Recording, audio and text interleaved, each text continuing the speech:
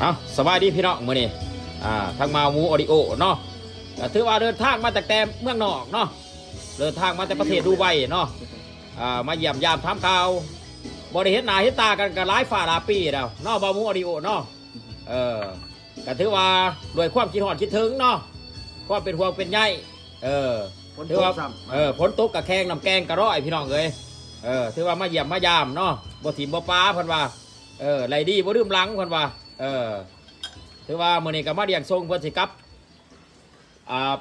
ประเทศเนาะกลับประเทศเนาะพุ่นเด้อสิ เลี้ยง เมื่อ ทงป้าตัวเดียว ปลาดีตัวเดียวกับกินน้ำกันนะมื้อนี้ก็ทั้งบ่าวดีมก็มาเยี่ยมมายามเนาะบ่าวดีมเก้าล้านเนาะขอมกขอบใจหลายๆมื้อนี้ เดือนนี้เป็น19 ล้านนะ 19 ล้านนะวะถือว่ามาหอดเทิงทีเนาะ เป็นหนีเขา19 ล้าน ฝากถึงพ่อแม่พี่น้องเนาะ FC บ่าวดีมเนาะแล้วก็ FC บ่าวหมูออดิโอเนาะมีหยังก็ฝากกดไลค์กดแชร์กดติดตามเพื่อเป็นกำลังใจให้ทั้งบ่าวดีมเนาะเห็นอยู่ไสก็ถามเนี่ย กินยางเนี่ย ถามข่าวนะพี่น้องมันถามหนีเนาะ ใส่หมดเลย ใส่บ่ได้ เกินกิน แดนใส่แดนนี้ถือว่ามื้อนี้กับบรรยากาศไหลเนาะปักกุมซุ่มเย็นฝนตกพี่น้อง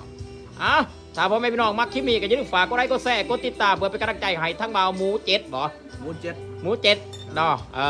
ถือว่าช่วงนี้ทั้ง2ลำ2แรงเพิ่นก็ถือว่า2ฝ่าเพิ่นก็ถือว่าไปได้ดีเนาะพี่น้องบ๊ายบายพี่น้องเดี๋ยวสิทายพ่อแม่พี่น้องเบิ่งคลิปต่อไปพี่น้องว่าเป็นจังไดเนาะ